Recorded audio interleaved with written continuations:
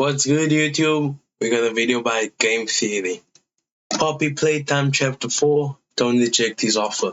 Poppy Playtime's Chapter 4 ARG is over, and as a reward for solving all the puzzles, we got nothing. No new character, no new trailer, not even a release date. Was this all just a pointless exercise to keep us fans busy? No, because the information we got throughout the ARG paints a much better picture of what we can expect from Chapter. Now, I haven't seen anything of the Chapter 4 ARG, so I'm going in blind. To 4, and how our main villain became the monster we know today. All it takes is one bad day.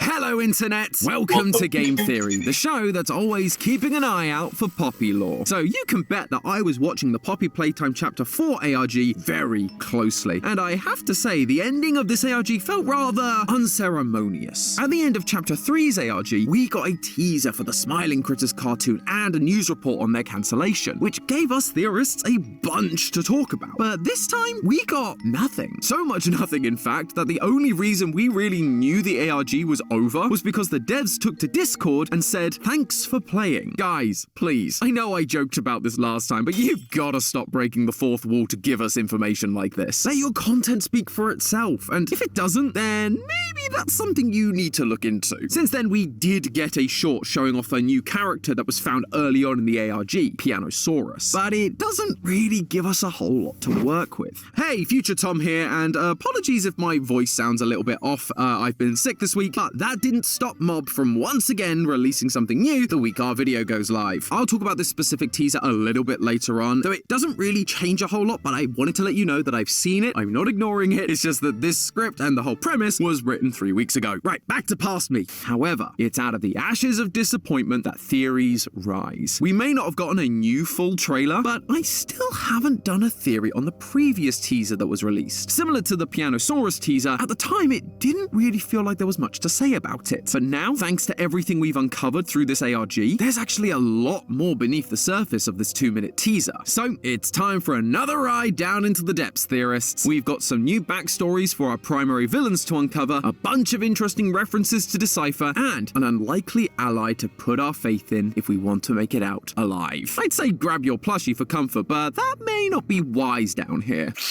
In case you missed it, here's how the teaser goes down. Get it? Because it starts with a lift going down? Yes, we say lift in the UK instead of elevator. Yes, just forget it. After traveling down, we see more mountains of dead toys, like we did in the first teaser, as someone walks through the darkness with their grab pack and a flashlight. We see the red smoke being pumped through the pipes and into the prison cells, while a mysterious creature stalks us, killing a little nightmare critter Poe in the process. Finally, we end up in the main hall as a TV with a realistic eyeball watches us, only to hear a broken song play, like one you'd hear from an old forgotten toy. We turn around and reveal a lion made of yarn, Yarnaby. You may remember we spoke about Yarnaby in our last video. It was one of the trademarked names submitted by Mob Entertainment, alongside the name Doughy the Doughman. Sorry, I still can't really believe that's the name they went with. Anyway, in that episode, we theorized that Harley Sawyer, the man responsible for the Bigger Bodies initiative, had been turned into a bigger body himself, finally escaping the mortal flesh that would incinerate him. And that meant that he was either going to be Yarnaby or Doughy the Doughman. My money was on Doughy, and according to the poll we took at the end of the episode, nearly 200,000 of you agreed with me, while 100,000 of you felt like Yarnaby was more likely. Well, here's Yarnaby. Let's see who was right. This is where the ARG really comes in. I'm not going to go through every puzzle this time, mainly because it's actually quite complicated, and sadly, the website is gone now, so there's no way for you to use this as a guide so you can play along for yourselves. If you do want a more in-depth breakdown of the puzzles, I highly recommend you check out the Poppy Playtime Discord, where a lot of these solutions were first discovered. But early on in the ARG, there were some real-world coordinates hidden in camera feed audio. YouTuber Sheep Rampage happened to be relatively close to one of these locations, and once they got there, found a Huggy doll sewn together with yarn, containing 2 documents. These were child assessment documents, like the ones we found in Chapter 2, where a child would be paired with a toy for their eventual conversion. The toy from these experiments was Yarnaby, with the second document referring to him specifically as Experiment 1166. In another set of documents, we get reports about 1166 after the Bigger Bodies conversion process, one of which is about how Yarnaby Yarnaby lacks the desired high cognitive function, making him more akin to a dog or a cat, with the final decision being for it to essentially become a guard dog for the person writing the reports. Harley Sawyer. Sound the bells of celebration, editor! I called it! Harley Sawyer did not become Yarnaby, and given that Yarnaby has been revealed in this second teaser rather than the final trailer like Catnap was, I don't believe he's going to be our big bad either. Instead, he's going to be the lapdog for the real big bad, his master, Harley. Now that doesn't mean we're done with Yarnaby. There's been a lot of importance put on him and his character during this ARG, just like in Chapter 3's ARG with Catnap. In that ARG, we found out that the human identity of Catnap was an orphan named Theodore. In the Chapter 4 ARG, we are now being given the human identity of Yarnaby, Quinn Navidson, a young orphan boy who Harley Sawyer took personal interest in. His initial test scores that we see were fine. Nothing great, but nothing bad either. This is where Harley stepped in and tried to relate to Quinn, talking to him about how the other scientists just don't understand Quinn. What's up with these horror games and orphans and kids? Like, stop targeting these kids. He does, trying to push him to do better in the next assessment. And it works.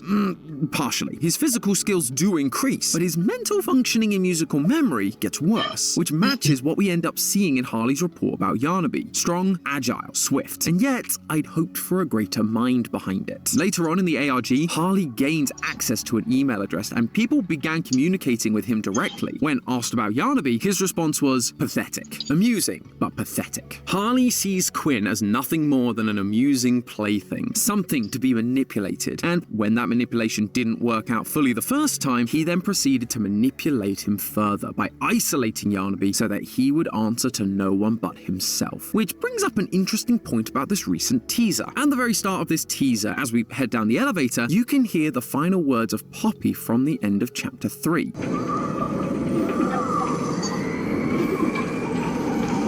However, they're distant, as if they're coming from a different part of the factory. At the end of Chapter 3, we were standing right next to Poppy. We're coming! Just hold on! It would be weird for it to sound this different if this was meant to be the same elevator shaft, which means this teaser isn't from our normal player character's perspective, but someone else's. Who this new person is felt unclear, until those details about Yarnaby came to light. Yarnaby was the guard dog for Harley. He was loyal to Harley. And what happens when Yarnaby sees this person at the front desk? Or more importantly, what doesn't he do? He doesn't attack. Sure, he opens his mouth and reveals his creepy alien second mouth, but he's not pulling a Huggy or a Mummy or a Catnap and ripping us to pieces. If anything, he's actually being nice to us. He brought us a gift. Up on the monitor behind the desk is the Poe toy that we saw Yarnaby kill earlier, like a cat bringing a bird that it caught to its owner as a present. If Yarnaby is like a pet, then that would mean he's presenting this to his master, the point of view we're seeing from Harley Sawyer. And this is where Future Tom comes back in again, because this new teaser does seem to suggest that while I was right about Harley not being Yarnaby, I wasn't exactly right about it being Doughy either. So sorry, Future Jerica, there's a little more for you to edit now.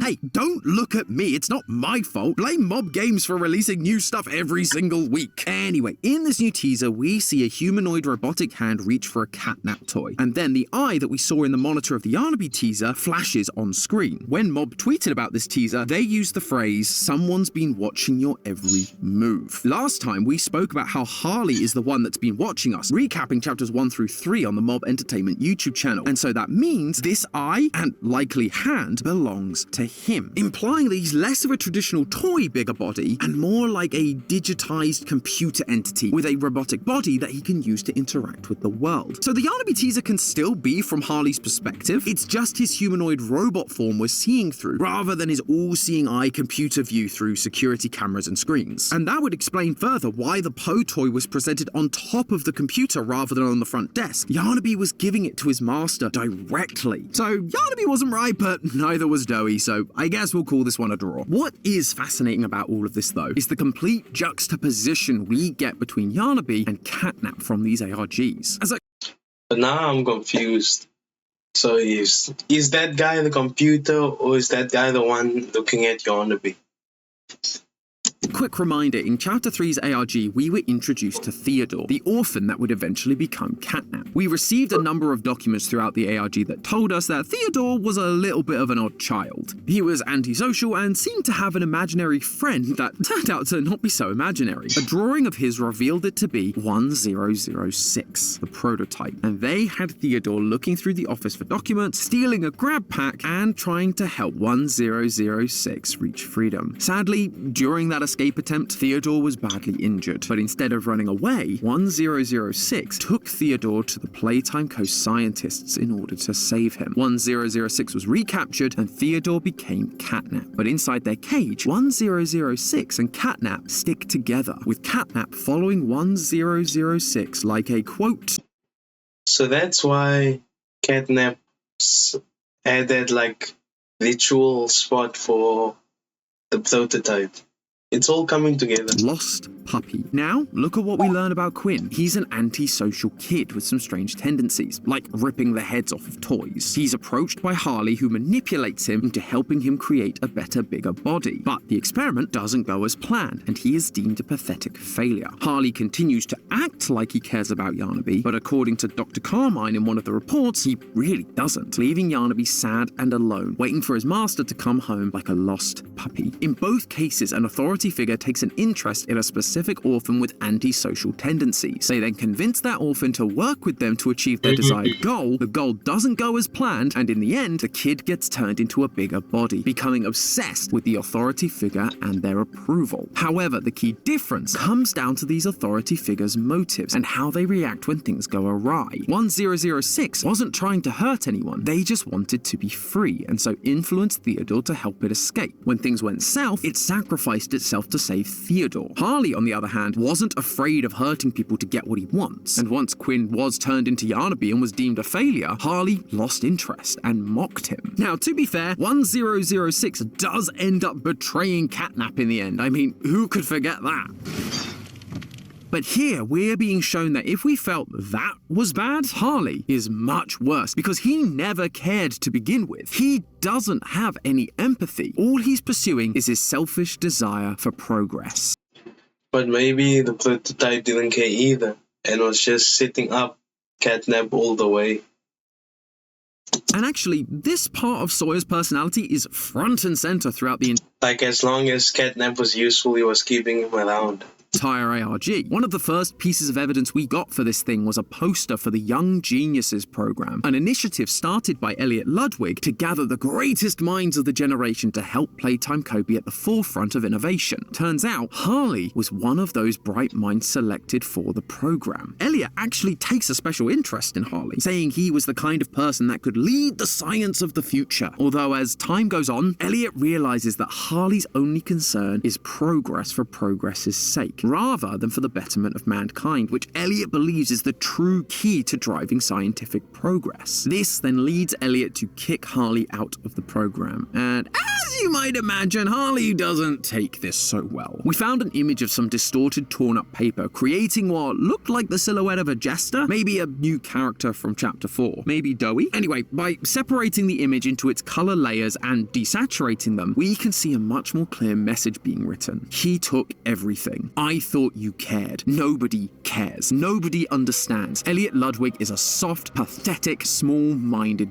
backstabber. Nothing more. Despite all of this, as we know, Harley does eventually come back to Playtime Co. to start the Bigger Bodies initiative. We even found his offer letter from Leith Pierre and the search Playtime Co. did to track down old members of the Young Geniuses program. Because of course the shady company keeps all your personal information on file after all these years. And this was the 80s. Could you imagine how hard it would be trying to get them to remove that information? Although it's not that much easier now than it was back then. Even with the internet, it can still take years to manually I feel like this is an ad. chase down all of the shady data brokers and get them to let go of your data. Thankfully, unlike Playtime Co., we've got the sponsor of today's video, Incogni. I don't know if you know this, but I my family, which led to money.com/game theory and use the code game theory at checkout to get 60% off an annual plan. Start taking back your data and enjoy your privacy today. That's incogni.com/game the factory. It's gotta be better than poor old Santi there. Well, something had changed within him. Something was not the same. Sorry, I couldn't help myself. But it wasn't the new perspective Elliot was hoping for. Instead, Harley's picked up a new mantra. Notes from the employees about Harley show us that he liked to remind them regularly that they were all just one bad day away from catastrophe. This phrase is actually repeated a bunch of times because it's later used as a password to access some of the ARG documents. But to my nerdy brain, it was a little more than that, because it isn't just any phrase. This phrase comes specifically from the 1988 Batman graphic novel, The Killing Joke. The plot of this story initially follows a man who fails as a comedian, loses his wife and unborn child in an accident, and then jumps into a chemical waste chute to escape Batman during a heist gone wrong. All those things happen in a single day, and it drives him insane, with the chemicals he dives into turning his skin white, his lips red, and his hair green, creating the Joker we all know today. In the present day, the Joker proceeds to kidnap Commissioner Gordon, attempting to drive him insane, so that he can prove to Batman that all it takes to make someone like him is just one bad day. That's how far the world is from where I am. Just one bad day. The problem is, Joker is using this phrase after the fact, after his bad day turned him into the Joker. So for Harley to be reciting this mantra now in more recent times, it would imply that he has already gone insane. That him losing his place in the Young Geniuses program, Elliot's betrayal, that was the one bad day that pushed him over the edge. And looking back at that note we saw of him not taking the news particularly well, yeah, that kinda tracks. It reads very Joker-ish. And actually a lot of his actions do seem to line up with certain iterations of the Joker. Harley starting the Bigger Bodies initiative is already an insane idea, but it meant he could continue to chase progress for the sake of progress. I'm a dog chasing cars. I wouldn't know what to do with one if I caught it. You know, I just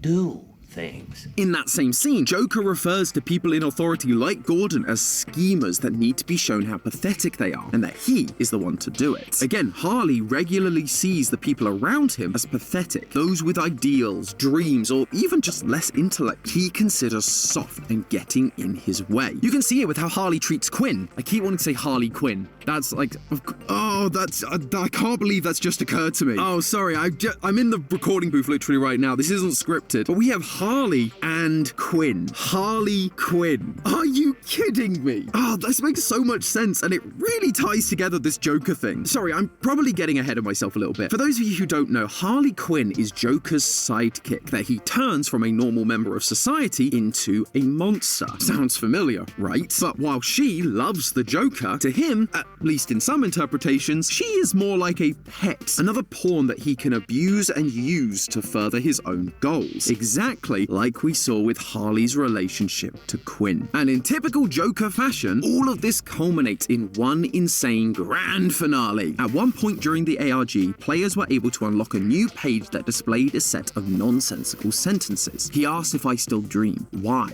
This changes nothing. A broken leash. Caskets. I do. What became of her? Theater incident. Still. It's strange the things that linger. Quickly, people began to notice that theater incident was hyperlinked, and that gave them a zip folder containing a number of burnt items, like a theater projector, a Huggy doll, and a candy cat. And right at the end of the ARG, we got to hear a conversation between some of the higher-ups at Playtime Co. discussing an incident, which is heavily implied to be the same theater incident. The crux of the conversation is whose head's on the chopping block for this incident. What half-wit, soon-to-be dead man made this mistake? Finally, it's revealed that it was Harley Sawyer that caused it. And in a second version of this recording, there was some audio that, when put through a spectrogram, gave us what appeared to be ancient Greek, spelling the words, the baptism of fire. We spoke last time about how Harley sees mortality as a fire that we must escape. So him being insane and acting upon it in a literal sense, baptizing everyone with a fire in the theater, all as part of his grand idea of progress. No, that's really, really dark. fits the bill quite nicely. Harley is Poppy Playtime's version of the Joker. All it took was one bad day. So how on earth do we stop him? Joker is notoriously one of Batman's most dangerous villains, and now we've been shown how one bad day has made Harley the most dangerous enemy in Poppy Playtime. He's smart, he's unpredictable, he's a loose cannon. He doesn't care who he hurts to prove his point. And unlike Batman, we don't have the infinite money glitch or toy repellent bat spray. Well, don't worry, loyal theorists, because the solution might just come from an unlikely ally. Earlier I mentioned that Harley Sawyer gained access to an email address in order to communicate with us directly, but that wasn't how it initially started. When we started this ARG, the email address was just a generic automated message. At the same time, we were receiving intel from someone on the Poppy Playtime Discord with the username PlaytimeCo. They were feeding us clues that looked like computer commands that would help us gain access to the files for the ARG, leading us to all this information about Harley's backstory. That was until the PlaytimeCo informant realizes that we had been compromised and that the email address had been taken over by Harley. Eventually, they do end up losing control of that Discord account as well, and the account profile image became the eye that we saw in the teaser, warning us to stay away. This informant, before they lost control, was trying to show us who Harley was, how dangerous he truly is. They want to help us, and I suspect we're going to need to trust them if we want to beat Harley. But who is them? Is it Barbar? I predicted last time that they are likely going to be an ally in this chapter, and I still think that's true, but I don't think it's who is talking to us right now. Take a look at how this informant spoke to us in the Discord messages. Hello again. We need a favor. We believe you may have been compromised. We need a favor. We gave you instructions. Can't say specifics, but we are making noise. Did you catch it? I should hope so. I was putting emphasis on the word. Or was all my theater training for naught? The person behind the PlaytimeCo account is referring to themselves as we. They are using plural pronouns, something we've seen before back in Project Playtime. We understand. You desire answers. You wonder who we are. It was your doing that made us. And due to lines like that about how we helped to make whoever this is, we have suspected for a long time that this person speaking to us in plurals is the creature we know that is made up of multiple beings, or toys. 1006, the prototype. That's right, theorists. The one that has been revealing the truth about Harley, helping us to understand this threat that awaits us. The one I'm telling you all to trust for this upcoming chapter is the villain I've been telling you not to trust since my very first video. Now, don't get me wrong. I'm not playing the classic game theory villain was the hero card here. Remember what he did to his last partner?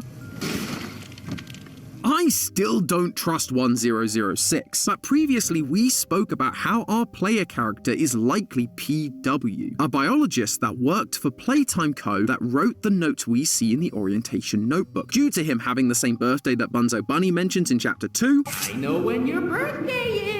June 28th. And how the smiling critter cutout seemed to associate us with screaming, because PW was the one that helped experiment on them. Hey, I remember you!